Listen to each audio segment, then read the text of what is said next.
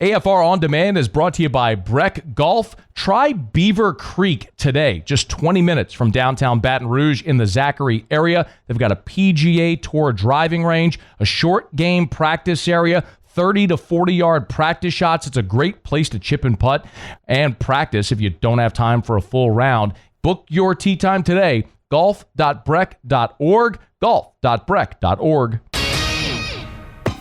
Matt Moscona. I'm very important. After further review. Say it one more time. After further review with Matt Moscona. And here we go. Live from the Raising Cane studio. Let's ride!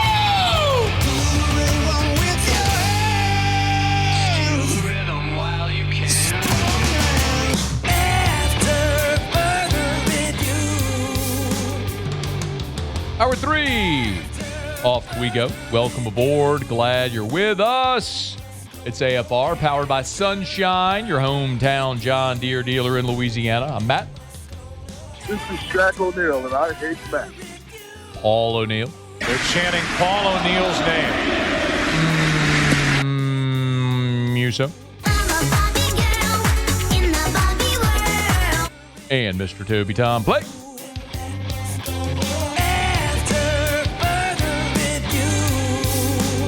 All right, we're here. Glad you are as well. It's 5 o'clock. Quitting time. Glad you're driving home with us and Ross Jackson. Saints camp is upon us. Another day. Ross joins us to fill us in. Pivot. Love that so much. Yo, dude, what up? I like that version of the pivot a lot. What's up, man? Thanks for having me. Was that a different? That was a different pivot. That was a different pivot. It was a clearer pivot. I like that one. Yeah, I like that. It's a clearer pivot. We can understand more so what he's saying in that pivot. Pivot! That's a better one. Pivot! So good. Shut up! Hey, okay. Let's start with probably the most newsworthy thing here. So Cam Jordan, hamstring, could linger into the season. What can you tell us? Any reaction therein? Yeah, look, Kellen Moore talked to us about it today after practice, mentioned that it could linger into the season, said, we'll see kind of how things go with all of it, that you never really know with these types of things.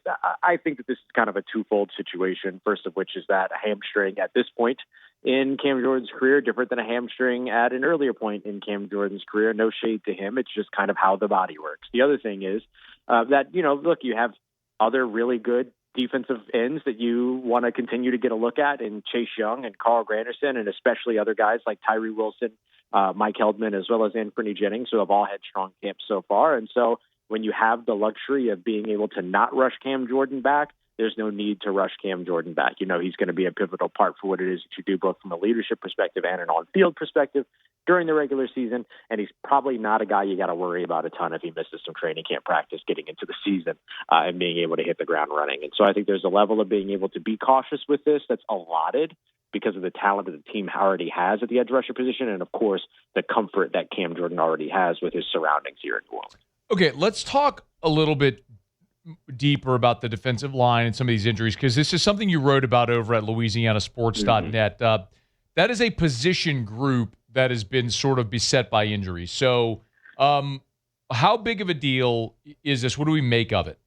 Yeah, I think this is becoming a major concern on the interior side, or at least more so of a concern on the interior than it is on the edge, because on the edge you have the injury to Cam Jordan, period. And then you have the ability now to be able to kind of give him the time that might be deemed necessary to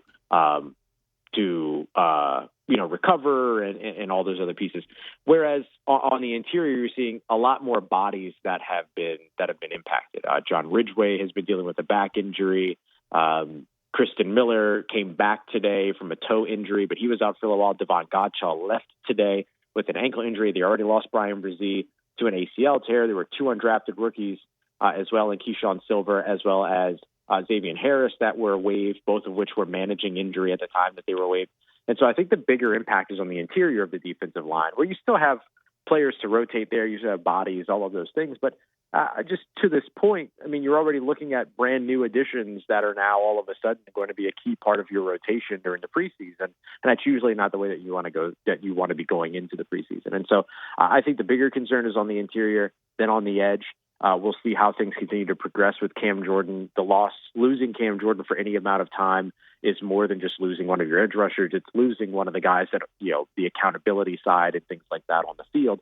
But that's a place that Chase Young has stepped into pretty strongly as well. And so I think the bigger concerns right now are on the interior than on the edge, because just by the sheer number of people that have gone down in that area already. Okay, Zach Ross Jackson Nola, reading through your report over at LouisianaSports.net, it sounds like it was a good day for the defense. What'd you see? Yeah, another really strong day for the defense. And it's always the big training camp question, right? It's the big training camp question every year is the offense, does the offense stink or is the defense really good? And you never really know how to answer that question outside of like a day-to-day or a snap-to-snap basis, where we've seen the offense and defense go back and forth in previous days here recently. But today was just another big, strong day for a big, strong defense. And so I think we'll get a better understanding of kind of where the offense and defense are relative to one another in Thursday's joint practice with the Jacksonville Jaguars when they're not actually going up against one another for a change. And then we'll be able to kind of see where things are going there. But it's clear that this is an offense that's still trying to catch its rhythm, that's still trying to get its feet under them, that's still trying to get all the pieces together. It's not entirely surprising. I don't think it's worth overreacting to that, but definitely in a day like today to where, you can look at it and say, okay, well, the defense is clearly, getting some wins here. And they definitely did today. 3 interceptions on the day. Martin Emerson, Carl Granderson dropped back into coverage and getting an interception. 2 plays after he actually dropped an interception, so he was able to kind of come back and get that done. And then Quincy Riley finished what was kind of this interesting close to practice with an interception as well. But on the other side, you still saw Tyler Shuck probably have his best throw of camp to Juwan Johnson in the end zone on a touchdown and some other, nice plays as well. But I think overall it was just a great day for the defense.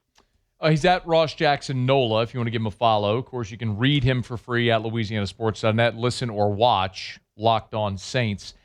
One thing we haven't spent a lot of time talking about, Ross, is the running back position, but I'm really interested after Travis Etienne and, of course, Alvin Kamara, what's there. Devin Neal continues to be limited. Kendre Miller's not there. What are you seeing behind the first two? Yeah, it's been a lot of Audric Estime, and it's not super surprising either. I mean, if you watch Audric Estime towards the end of the season last year, he was a great addition for the Saints when they grabbed him off of waivers just in his second year. He's a young running back, but he is a big, strong between the tackles runner with good speed to be able to get around the edge and everything. So we've seen a lot from him. He got into the first team of quite a bit during today's practice. And so he has been kind of the go-to guy, even really with Kendre Miller and Devin Neal. It was just that they were all the go-to guys, right? Like Audric Estime was often undiscussed, but he was right there with those guys in the rotation. And so now you're just seeing him take advantage of the opportunities that he's getting.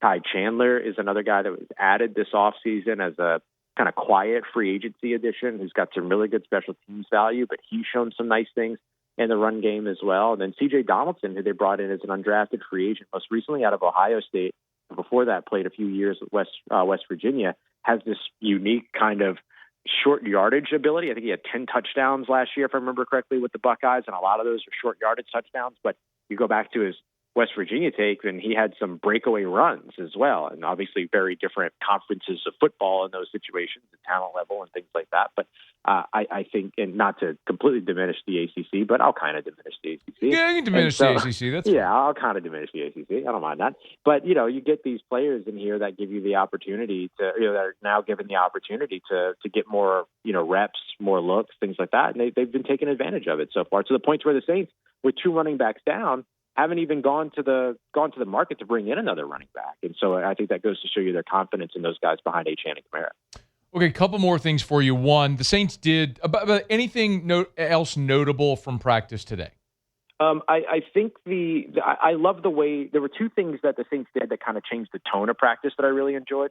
They did kind of this game at the end of practice. It was a red zone drill. They called it red zone lockdowns, where there was this whole scoring system and everything. It just, I wrote about it and I put all the details in over at LouisianaSports.net, but it was just this pretty cool way to end practice. It ended in the defense's favor with their scoring system and everything, but it kind of just pit the offense and defense against one another, 3 teams deep. And it was a lot of fun to watch. I thought that was a cool way to kind of create a little bit of a scrimmage in an unscripted environment without having to run, full field and all these other things. I thought that was a cool way to go about it.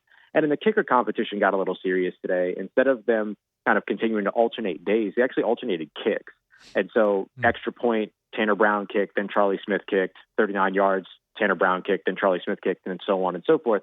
And so they kind of alternated these kicks, but they did nothing else at the same time that the kicks were happening, which is out of the ordinary.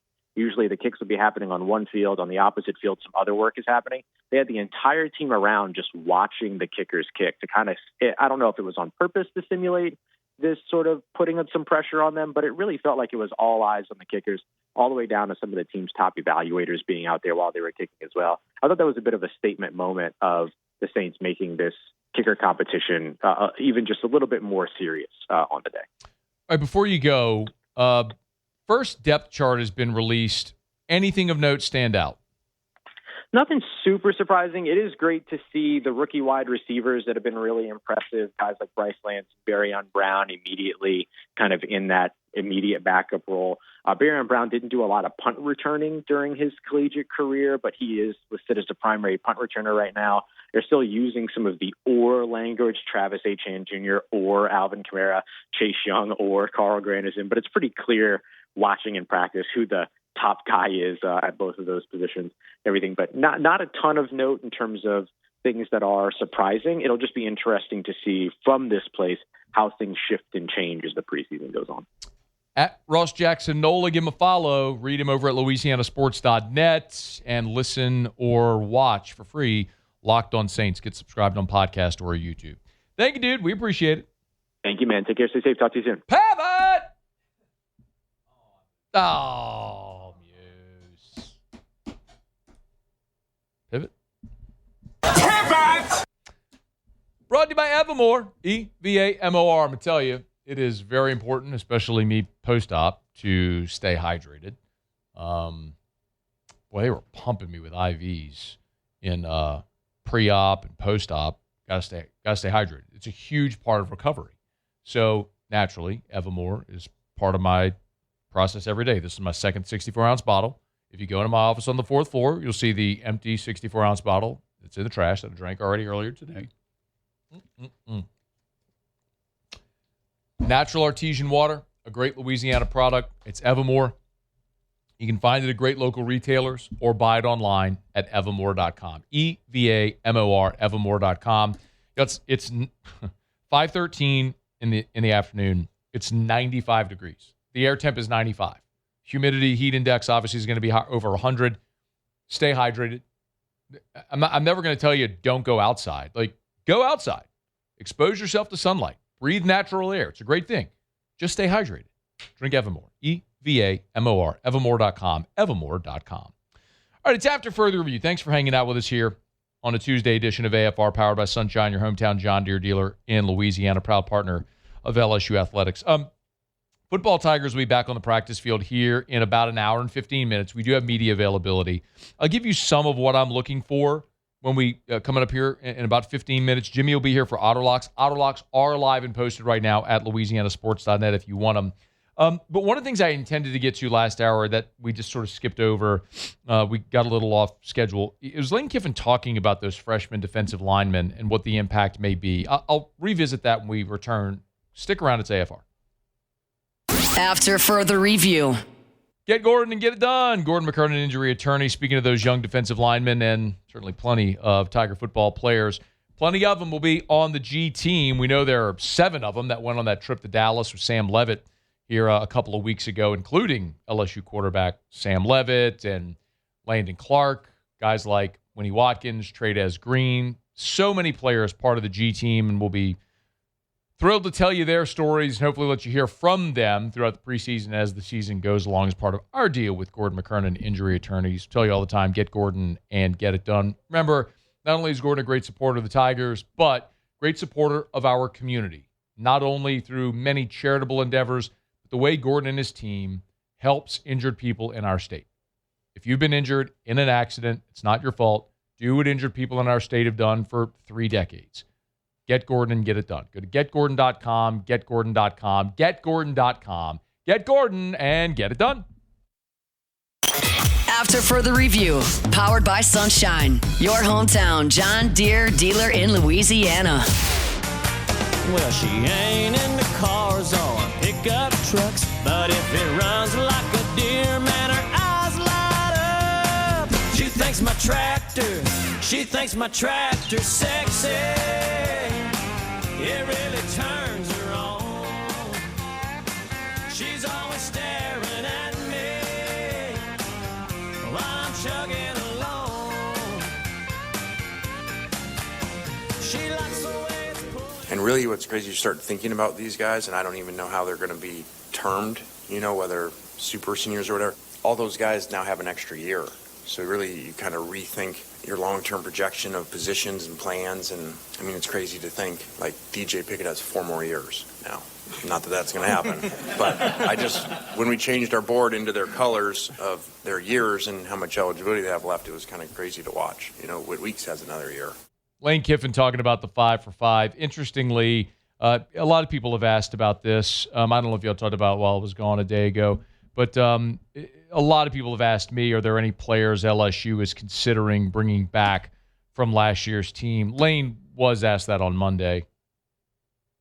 We look at everything, I think, and so we would be prepared for that, but I don't know what that would mean. You always got to look at who they are and how do they learn your systems and all those things to come that late. I do think, since you asked, that those kids should be able to go anywhere. They haven't been with programs for 7 months, and the programs that they were at, the coaches have changed at a number of them, and they didn't have a portal window. So I do think, her ruling seems like it's headed the right direction on that these kids should, if they get a 5th year, they should be able to go wherever they want, any conference, anywhere, because they didn't have a chance. So, and there's going to be places that don't want them back, because they're full or they don't need that position or there's new coaches there. So it'd be really a shame for anyone to limit these kids to where they could go back to, NCAA or conferences.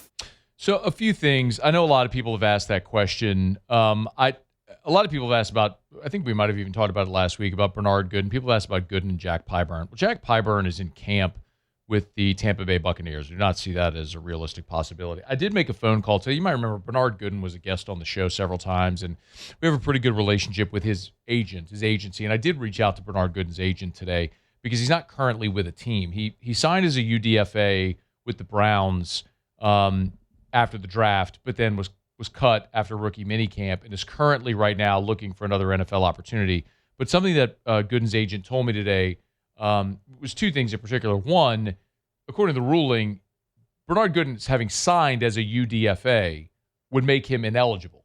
So if you the NCAA rule is that if you sign with an NFL team or a professional contract, you are ineligible. So he would be ineligible because of that. Number 2, which is actually even more relevant, is the fact that Gooden was a part of the high school class of 2021, and the ruling for the 5 to play 5 the extra year only begins with the class of 2022. So Bernard Gooden is not eligible to come back. The other part about what Kiffin said, we talked about this in hour 1 with Shea Dixon, and if you missed it, highly recommend you go catch our chat with Shea on demand, AFR on demand, presented by Brett Golf. You can get it on podcast or YouTube. Shea mentioned specifically cornerback, and I think that's right. After Aiden Anding's injury in spring, I asked Lane Kiffin in the press conference after we broke the news about Anding's torn ACL. I'm sorry, ruptured Achilles. How he feels about the depth at corner, and his word was concern. Would you get that, please? I know I'm going to want that soundbite again.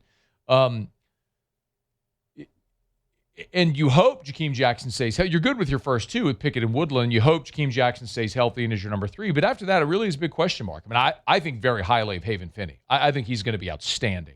But he's a guy that's entering what would be his senior year of high school, so still a young player. Michael Turner is a guy was a development guy they brought in, still weighs only 162 pounds. So there's a lot of question there. And they went after cornerbacks in the portal. Or I should say the portal, in your JUCO cornerbacks, because you don't need a portal window to move up a level. So if you're JUCO or Division II or something like that, you don't need to go in the portal. You could just transfer straight in. And they pursued several of those guys in this offseason. So that's where they would look for help. But the other thing I thought was interesting that Kiffin said, where he said, look, we look at everything. But he also said he sort of lobbied for players to be able to go anywhere. Because as the ruling stands, players would only be able to go back to the school where they had played prior. Well, there's nobody on LSU's roster from a season ago that would fit that description that they would want back. But as Lane's saying also, it's about how quickly could they assimilate to your scheme and learn your culture and all that stuff. Well, I don't know the roster top to bottom, but I can think of a place where guys who were on the roster a year ago would know Lane Kiffin's terminology and expectations and all that stuff pretty quickly. So I don't know Ole Miss's roster who was there a year ago, who might be eligible to return, whatever, who would be interested, any of that stuff. But that's one worth keeping an eye on. But yeah, Lane Kiffin has continued to illustrate over and over again that he will leave no stone unturned for any way that he might be able to gain an advantage or make his team, his roster, his program even a fraction of a percentage better. And so if there's a player whose college career is over or was thought to be over, who's not currently with a professional football team, who hasn't signed a pro contract, who, according to this ruling, could come back into college football, I'm for it. I'll remind you, like, I don't even think necessarily the whole missing camp and all that's, for certain players, that big of a deal, especially if we're talking about veteran players. And the example that I will always remember is Rashard Robinson. Y'all remember Rashard Robinson? Rashard Robinson was as big as this pen. I mean, he was rail thin. And it was an academic thing. It was either 2012 or 2013. I think it was 2012 when they opened up against TCU and Jerry World. Someone correct check that date for me, please. I think it was 2012 when they opened up. They opened up against TCU and Jerry World. I think it was 12. So I think 13 they opened up at home against North Texas, because that was the first game of the Mettenberger era. No, first game of Mettenberger era would have been 12. But I think it was 12 against TCU and Jerry World. Check me on that. Rashard Robinson didn't qualify academic. It took him forever to get academically eligible and showed up like the week of the first game. Like, started practicing the week of the first game, and boom, he was on the field in that opener against TCU and Jerry World. So what year was it? TCU was 2013. North Texas was 2012. So I had him back. You had him because flipped, 12 was the first game of the Mettenberger era in 12. But so Rashard Robinson played in that game against TCU in 13. And you know what's interesting about the North Texas game? That was also the first game for Reed Ferguson as the long snapper. And his first snap of his career, he sailed it. And he never had an errant snap again the rest of his career. But that started like 9 straight years of Ferguson snapping, because you went straight from Reed into Blake, and it was just like 9 years of Ferguson's. But that was the first game for Reed, was that North Texas game in 12. So it was 13 was the Rashard Robinson game in the opener. But the point is, if you get the right guy, especially in a defense where you're going to ask him to play man, and you're just like, hey, you, guard him. Like, the right guy with the right skill set can step on. If you're just looking for a depth piece, it makes sense. So we'll follow that to see if it's something that's a realistic possibility for them to bring. I have no doubt that they are pursuing a player or players at that position with this opportunity. I don't know if any of it will come to fruition. I have asked people within LSU athletic administration, and I cannot get a straight answer from anybody, which tells me they're trying, and they just don't want it out there. Either that they're trying, or specific names of players that they're pursuing for obvious competitive reasons. But keep trying, see if we can get you an answer. Okay, we're brought about Lee Michaels Fine Jewelry, lmfj.com. lmfj.com for Lee Michaels Fine Jewelry. Gents, if you're thinking of popping the question, Lee Michaels Fine Jewelry. They've helped Louisianians get engaged for 4 decades. lmfj.com, lmfj.com, lmfj.com for Lee Michaels Fine Jewelry. 9 locations, 2 in Baton Rouge, New Orleans, Lafayette, Shreveport. Online at lmfj.com. Again, they made the list in the Baton Rouge Business Report of the top 100 private businesses in Baton Rouge. So proud to be partnered with so many great businesses on that list, and Lee Michaels is no exception. Mr. Scott and the whole crew over at Lee Michaels, they're awesome. Walk in and you will experience the Lee Michaels difference. lmfj.com for Lee Michaels Fine Jewelry. All right, it's after further review. Thanks for hanging out with us here on a Tuesday edition of AFR powered by Sunshine. Bunky and below, you want a deer, you go to Sunshine. We did also find this out today from the New Orleans Saints. Drew Brees will be inducted into the Ring of Honor. A couple of years ago, he was elected to the Saints Hall of Fame. That's no surprise. But his Ring of Honor induction will happen on October the 11th. That's a home game against the Falcons. Of course it is.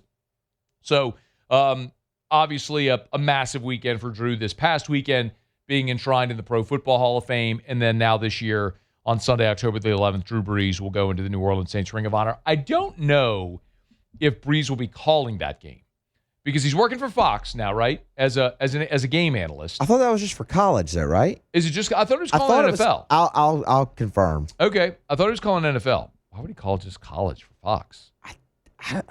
Let me confirm. Yeah. So, boy, what an oddity if he's in the Dome calling a game for Fox, Saints against the Falcons on his Ring of Honor enshrinement or induction there. But anyway, a great honor. This was a foregone conclusion it was going to happen, but Drew Brees will go into the Saints Ring of Honor on October the 11th at halftime against forgive me, I said Falcons. That's the Vikings game. I'm sorry, Vikings game. I'm actually looking at the freaking logo right there. It is NFL. He'll be with Adam Amin. Nice. He'll be with Adam Amin and Christina Pink on that crew. He replaced Mark Sanchez midway through last season when that whole thing with Mark Sanchez happened. Was that last season? It was last season. Yeah. That was crazy. Mark Sanchez got stabbed. Yeah. And lived. Yeah. I mean, he was drunk and doing stupid things, but dude got stabbed. Yeah. Crazy. Anyway, lucky he's alive.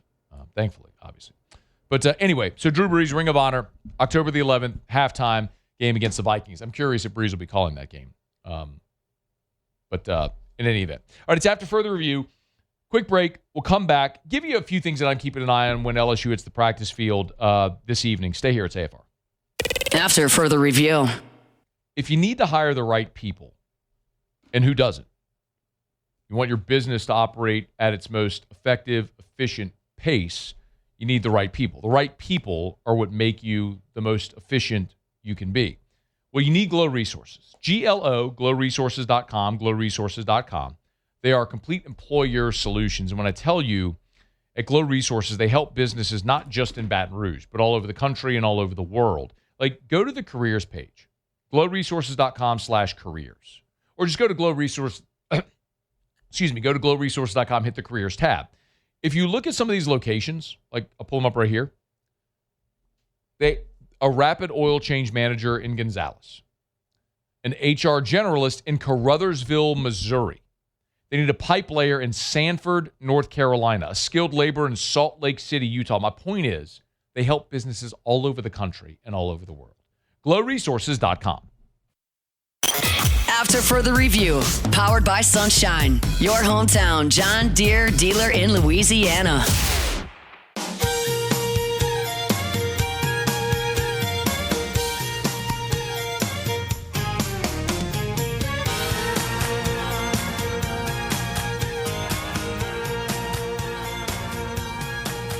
I don't think you can argue with the results, right? I mean, it's not just three in a row. What people are overlooking, for me anyway, is the head-to-head. I think the Big Ten is 6-2 against the SEC in the last 2 years. And when it was the other way around, that's all you heard about. Well, the Big Ten can't play with the SEC. It wasn't just the national titles. It was turning on New Year's Day and watching, that second-tier bowl game and the SEC blowing out the Big Ten. And, that's what we used to talk about. Geez, look at the difference.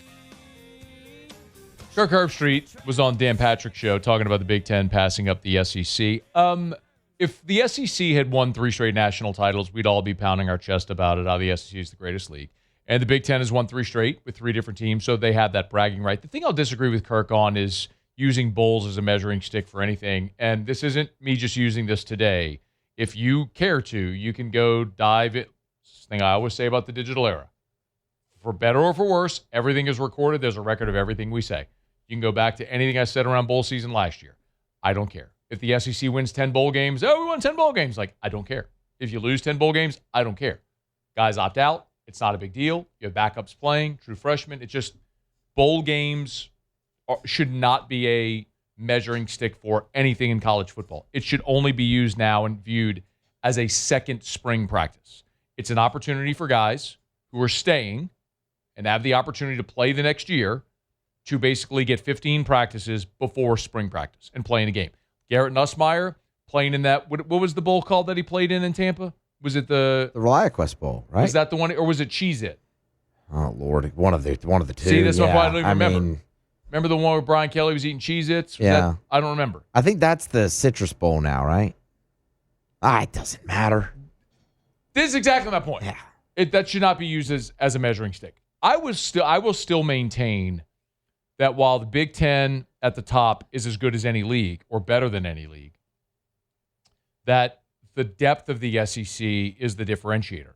And I do think this year that's going to bite the SEC in the ass playing a ninth SEC game, because the committee has not shown a willingness to put a 3-loss team in the playoff, and you have made it more difficult for every SEC team now to get into the playoff. I mean, there's a lot of people that melt over the strength of schedule. If you look, we talked about it a couple weeks ago when it came out, when FPI put out their strength of schedule. And non-SEC teams or commentators or fans, whatever, put out their, saw the strength of schedule and sort of melted. Oh, the SEC they have the toughest schedule because they all play each other. Well, yeah, because the SEC is playing 9 league games and a Power 4 non-conference opponent. Like, look at any other league. Like, look at any Big Ten schedule. And what you're going to see is a lot of crap in the non-conference, an embarrassing non-conference schedule. So, yeah, I mean, the SEC strength of schedule is going to be the toughest because they're going to play 10 power conference games, and no other league, top to bottom, is going to do that. Like, let's look at I'm just going to pick a team arbitrarily. Illinois in their non-conference, UAB, Duke, and Southern Illinois. Indiana, North Texas, Howard, Western Kentucky. The defending national champs are playing North Texas, Howard, and Western Kentucky in the non-conference. They punted a home-and-home with Virginia for this reason. Why make it more difficult on yourself? Iowa, playing Northern Illinois, Iowa State, and Northern Iowa. Maryland's playing Hampton, UConn, and Virginia Tech. At least they're playing Virginia Tech. I mean, credit Michigan State for playing Notre Dame. Credit Michigan for playing Oklahoma. Minnesota is going to play Eastern Illinois, Akron, and Mississippi State. I mean, you get the point.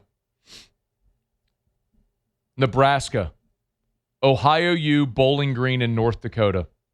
That babe. I mean, this is what you get.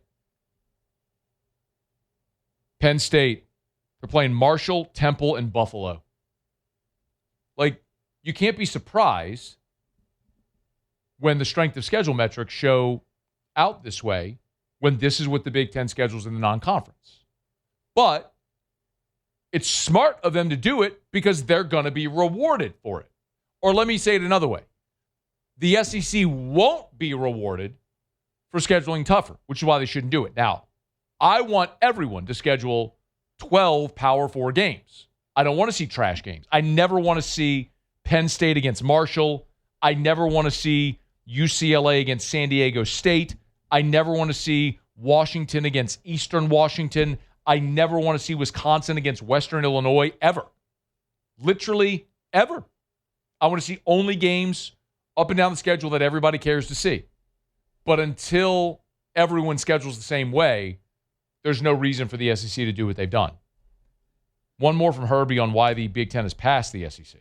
I think in this new era that we're in, I think the Big Ten has proven to do a better job of keeping their players more invested in their team. I feel like SEC players are like, as soon as they're out of the playoff, I feel like they're like, them and their agent, I'm out of here. And I feel like the Big Ten is doing a much better job of keeping them invested to the finish line. But I noticed that when South Carolina plays Illinois in a bowl game and you're watching, one team looks really inspired and one team doesn't. It's almost like the Big Ten is tired of hearing about the SEC collectively, and they're out to kick some ass. And the SEC's like, whatever, I'm going to the NFL, I'm transferring. They're just not invested in this new era.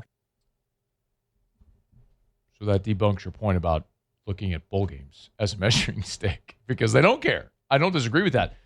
But, like, didn't Penn State have a quarterback leave the team before the college football playoff a couple years ago, transfer to Missouri? What was that guy's name? That was Bo Perbula. Yeah. Don't give me an arbitrary statement like that, Herbie. Like, you got to at least back that up if you're going to throw that out there.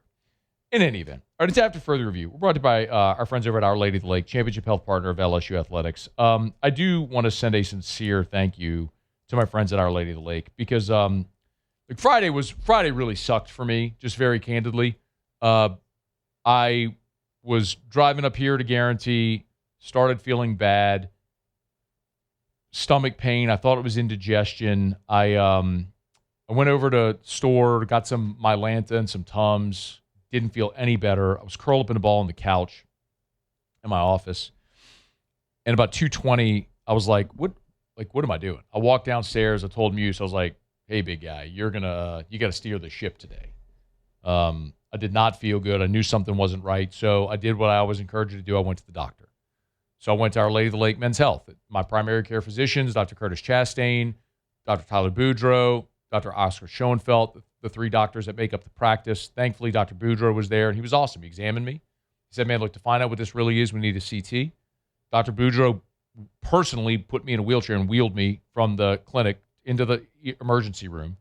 Got me set up in there. Dr. Mark Laperouse, the head of the ER. What an incredible team they built there at Our Lady of the Lake. It was so impressive because in a sort of hectic, frenetic environment, everyone was friendly. Like, when I say everyone, I mean literally. The first nurse I interacted with was Miranda. Jack did my EKG. Haley, Emily, the other nurses I had in the ER that night, they were all outstanding. Like, everyone was friendly and empathetic and happy to be at work, but acted with urgency, as you would expect in an emergency room. And I think that's an illustration of culture, and they've done an amazing job of building culture at the lake. And they were outstanding. Dr. Mo did my procedure on Saturday morning. My overnight nurse was Angie, who I wrote this in an Instagram post. Everyone should love their job as much as she does. What an awesome lady. She's on the 8th floor of the tower where I spent the night. They were just outstanding. And for me, as someone who endorses Our Lady of the Lake every day, I never want to go to the hospital, never want to have that experience. But the fact that I needed care and they delivered world-class care and they were friendly and awesome, and even the point when I was being discharged, my daytime nurse, and forgive me, I was under anesthesia and I can't remember her name. I wish I could, and I've tried to find out. I'm sure I'll be able to find out who it was. But as I was being discharged, put me in the wheelchairs, took me down. Erica had gone and got in the car, and they sent me off with pain medication. Well, there's a kiosk right by the exit where she swipes a card, and then whoop, it just dropped my meds in the kiosk. So you don't have to even go wait in line to get your medicine at a pharmacy. Even that part of the experience was incredible. So we talk all the time about LSU and the championship health partnership with Our Lady of the Lake and LSU, and that's very important. I mean, it's a very important partnership for LSU athletics, right?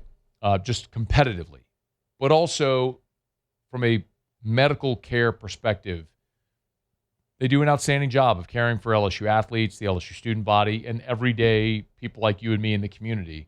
And I'm thrilled to be partnered with the Lake, and my experience was outstanding, and always encourage you. I trust the Lake. You should as well. If you want to learn more about that championship health partnership, fmolhealth.org/LSU, fmolhealth.org/LSU. And thanks to, there's so many people there within the organization who have become friends of mine. EJ Kuiper and Dr. Katie O'Neill and Bud O'Neill and the wonderful people associated with FMOL and Our Lady of the Lake who checked on me, and I'm super grateful for their friendship and for everything they did to make my stay there at the Lake. I would love to say painless, because it wasn't no painless stay. Right? A lot of pain involved in that stay, but I appreciate very much their kindness, and the Lake did an awesome job taking care of me. They will for you as well. fmolhealth.org/LSU. Okay, final break of the show. We'll come back. Jimmy will be here for Autolocks. We'll wrap up next. Stick around. It's AFR. AFR. Man, I love telling you about the Watermark and the Renaissance. Watermark Downtown, Renaissance Southtown. Watermark Baton Rouge. Baton Rouge's premier hotel property. Oh, this Saturday is the Capitol Gala's Best Dressed, benefiting the Our Lady of the Lake Cancer Foundation. Man, it's one of my favorite nights in Baton Rouge. If you've never been to the Capitol Gala's Best Dressed. Downtown Baton Rouge, everyone in formals. It's a great night raising money for cancer services.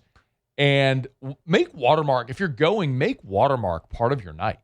Like maybe before you go over to the River Center, pop on into Watermark. Have a glass of wine or a cocktail at the lobby bar there. And then it's walking distance. You can walk right over. Or maybe if they still have vacancy, stay the night. Instead of driving in, driving home, whatever, like just drive on in. Maybe have a late lunch there in downtown Baton Rouge, walk 3rd Street, get dressed at the Watermark, walk on over to the River Center, and then you're just a short walk back to your room. It's Watermark Baton Rouge. We're brought to you by River Parish Contractors, rpcontractors.com, rpcontractors.com. Check them out online, rpcontractors.com for River Parish Contractors. Hey, of course, we tell you all the time that they do exceptional work, and obviously it's backed by their incredible safety record. But at River Parish Contractors, they're also hiring right now, specifically looking for iron workers, pipe fitters, and crane operators. If you're looking for work, call Big Jake over at River Parish Contractors or log on to rpcontractors.com, rpcontractors.com. They're looking for work specifically for a job in Geismar. For all the specifications and all the info, log on to rpcontractors.com. Call Big Jake, rpcontractors.com. After further review, powered by Sunshine, your hometown John Deere dealer in Louisiana.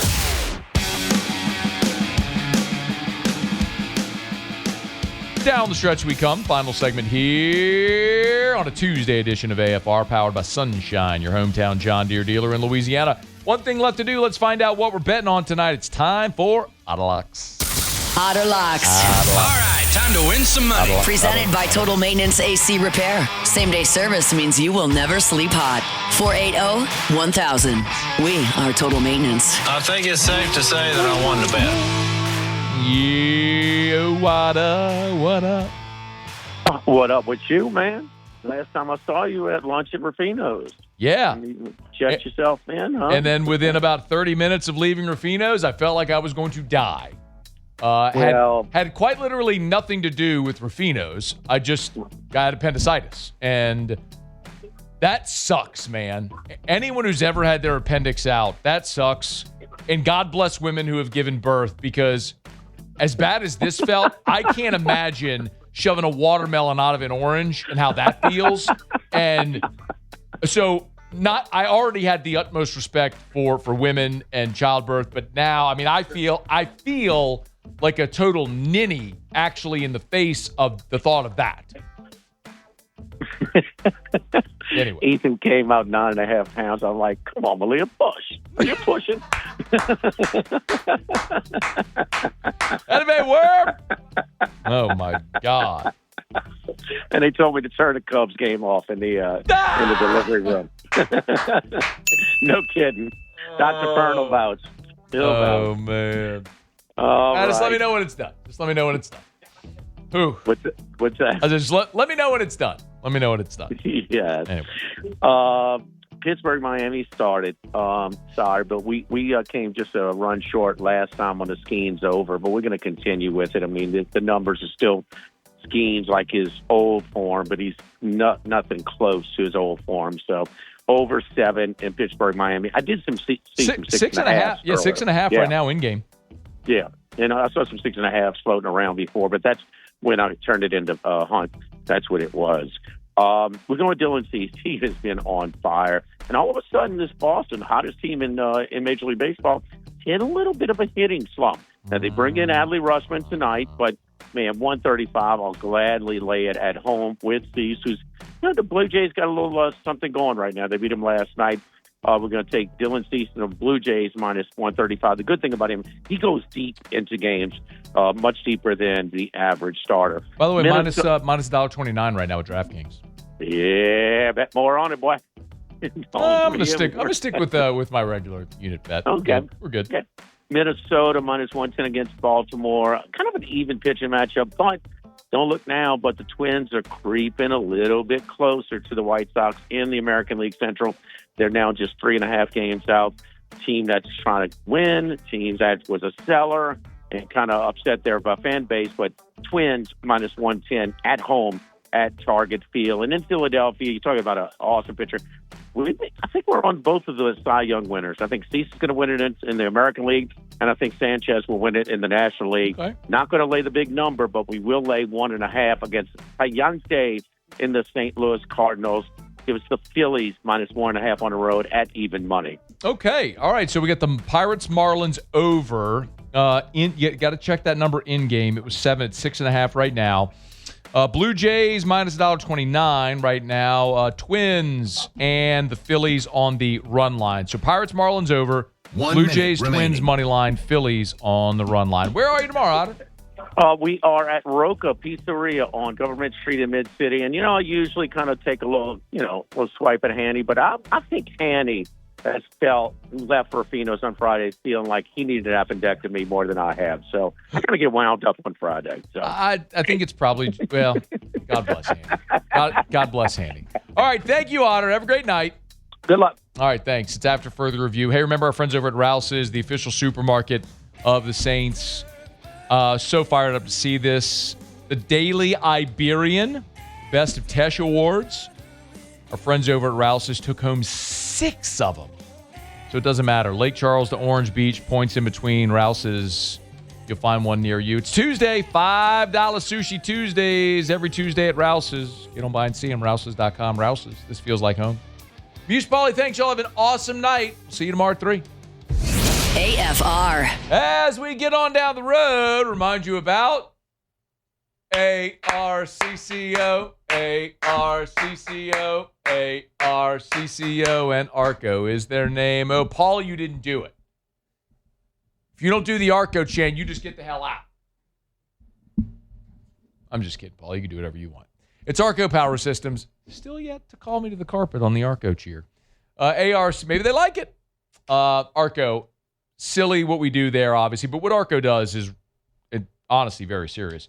When storms come and power outages have happened, ARCO employees have been picked up by our servicemen and women by the National Guard and taken into disaster sites to get generators on and get power on in places.